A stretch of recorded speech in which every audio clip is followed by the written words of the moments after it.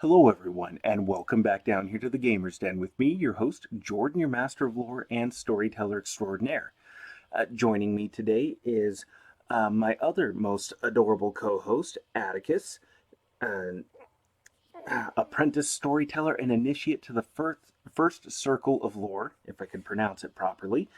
We are going on today and covering the Arcane Ranger. You may have guessed it, you may have figured it, you may have even, dare I say, deduced it, but we are going over the fixes I'm proposing for this particular class. Now, one disclaimer I should put out here, which is something I should do for all of these advanced class fixes, is that these fixes are not meant to 100% overhaul and rebalance the game. I don't know that I can do that, and I definitely know that I cannot do that right now during COVID-19 and everything, because regularly getting together with my players is problematic, and not all of them are fans of gaming online. So I don't have a way of testing this, even with smaller groups and much less larger groups, to figure out all the different ways that these fixes in and of themselves can be abused. So bear that in mind. However, I do try to tie the abilities together thematically and try to make classes at least more fun and useful, and try to fix some of the broken stuff with them. And in the Arcane Ranger's case, tone back their ridiculous ability to start purchasing things. So let's go ahead and just roll right on along here. Oh, and my lovely wife, she is doing her damnedest to distract me. And I gotta say, she's doing a damn fine job of it. That's something I'm going to have to deal with later, because we are covering the Arcane Ranger Advanced class. And to begin with, I've left most of the requirements, skills, and other statistics in place, intact as is. You still need Diplomacy 6 ranks, Gather Information, and any knowledge skill, also at 6 ranks. A d6 for hit dice, 7 plus your intelligence modifier for skill points. The only thing I've really tweaked here is I've adjusted listen over to perception. You get the perception skill because I like that better than just having spot, listen, and search as 3 separate skills. Base attack bonus, fortitude save, all the statistics down here, they're still the same, because not every class needs to have a heavy combat focus, and if you really do want to round out this character's combat abilities, you still have base class options like Strong Hero, or Fast Hero, and Tough Hero to help boost your survivability in combat.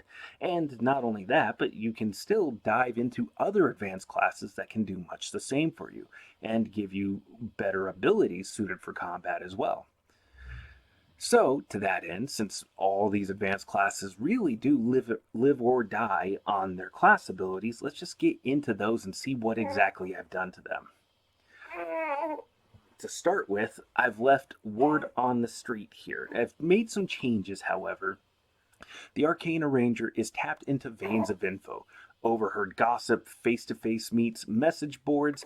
This gives the Arcane Arranger a lay of the information landscape.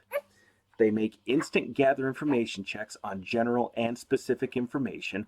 Restricted takes an hour. Protected takes 1d4 plus 1 hours, but may have its time reduced with either a DC 25 diplomacy or wealth check. The purchase DC is lowered by 10. Then we have False Allegiance, kicking in at 2nd level and improving at level 4. You emulate any allegiance that you know about. You gain a +2 bonus on charisma skills when dealing with a person of the same allegiance. The effect lasts until a check is failed, which reveals the falsehood. Supernatural and spell-like abilities that reveal allegiance are not affected by false allegiance. However, at 4th level, the Arranger can make a bluff check against effects that reveal allegiance or falsehoods, for example, Zone of Truth. And the DC is versus the caster level of the effect. So this helps to make this ability just a little bit more useful. It's not a guaranteed success, but it definitely puts the Arcane Ranger's skills and their skill bonuses into play here, which I think just kind of helps tie it all together a little bit more neatly. Then, of course, at 3rd, 6th, and 9th level, we get bonus feats. The The feat list I've left alone here. It works. It's fine. It's fine as is. And then for 5th level, we still have shadow resources. The Arcane Arranger is wired into the local system to be able to get names and numbers of individuals with particular abilities and talents. Even away from home, a phone call can put them in touch with the needed resource. They make a level check, adding in all charismatic and Arcane Ranger class levels. Oh, buddy boy. Difficulty is based on how common the required abilities are. Common is DC 10 and it covers ride, pilot, treat injury, things like that. Uncommon is DC 15 with subgroups of other skills like knowledge, arcane lore. Rare skills are DC 20 and are things like spellcraft and psycraft. Specific feats or class features and things like that. Things like that will also be a DC 20. Pardon me. Specific combos come up to a DC 25, like Knowledge Business and the Augury spell. That is a little bit more unique. It's an esoteric combo. It's not something you're going to regularly find. So that makes it a bit harder to get a hold of. But then again, as you advance in level, that does get a bit easier. And then from there, we move on to Deal Maker, 7th level. The Arcane Ranger is a master of connections, such that his reputation precedes him in his dealings. They gain a circumstance bonus equal to the reputation bonus when making gather information, diplomacy skill checks, and wealth checks for new purchases. Again, wealth checks is left in there just in case you've decided to still use wealth bonus, but you've adjusted the system overall. And then 8th level replaces the original 8th level ability there. This is Useful Middleman. When the bullets and spells start flying, the Arcane Ranger can instantly leverage their position as a deal maker to make themselves more useful alive than dead to otherwise dangerous opponents. They must make a DC 30 diplomacy check to improve a hostile character's attitude at the start of combat. Success indicates that the hostile targets regard the Arranger as someone to be kept alive, or at least not attacked. Targets are treated as flat-footed to the Arcane Ranger until they do something to alert their targets. So, if they attack them, or get on their phone or radio to alert their allies as to the position of these enemy targets, that will cause them to realize that the Arcane Ranger is a threat. And the idea here is an Arcane Ranger is someone who knows how to put people in touch with other people or resources, or, both. That is inherently valuable. People that make these connections have use. So most henchmen, most grunts, goons, whatever, they'll look at them. They may be inclined to hit them, but they'll think, boss might want him alive at least. Maybe a little bit bloody, but alive. So we better not go out of our way to really hurt him right now. We'll keep him here, but we're not going to attack him. And what this ties into, again, the other class abilities, the bonuses, and the skills that they should already be developing to be an Arcane Ranger, and allows them to leverage them with this class ability as a way of keeping them alive in combat, but not making them an all-powerful combat class. So they can still find a way to be useful. And even though they're not a combat-heavy class, having targets be flat-footed to them and potentially end up flanking them can still be useful in a combat situation. So there's lots of little ways that this could be used cleverly with a little bit of forethought, strategy, and planning, coordinating with the other players or NPC allies. Then for 10th level, we have a Friend Indeed. This is the capstone ability for the advanced class. An Arcane Ranger makes friends wherever they go, or at least are in good with powerful people. Rarely do they ever have to do anything themselves. Drivers, butlers, muscle, magical experts, research, all at hand with the press of a button. As a free action, they may spend an action point and make a DC 30 level check using their charismatic and Arcane Ranger levels as a bonus. They may spend an action point to roll a d6 and add to this check as normal. Success indicates that they had the foresight to call in available help appropriate to the situation at hand.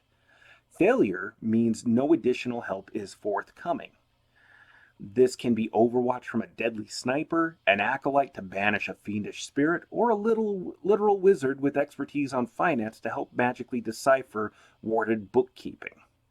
This may incur a debt with the character or faction the Arcane Ranger receives help from, to be determined by the DM. So, this capstone ability has a wide range of uses and I think is actually fairly powerful. The amount and the kind of help, depends on the situation, but my recommendation would be nothing, generally nothing higher than the Arcane Ranger's own levels. So if it's a level 15 Arcane Ranger, they can get up to a level 15 or 15 hit die creature or person in to help them. That's the level of help that they're able to get. Circumstances, story may dictate that, they get better help than that, but generally better help is going to be more expensive. Or if it's a character that the Arcane Ranger owns a significant amount of debt to, then if they're getting higher level help, they will consider that debt more or less a wash, or at least significantly washed out there in return for their help. So this does have some room to be abused, but given that the DM has some leeway here in dictating what the terms of repayment are, or, settling debts are, I think that helps to balance things out somewhat there.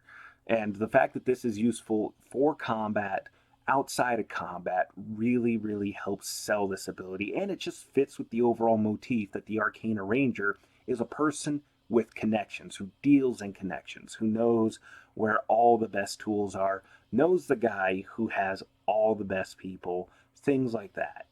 I think this suits it and fits the class really well, and I think the class is just much more fun like this.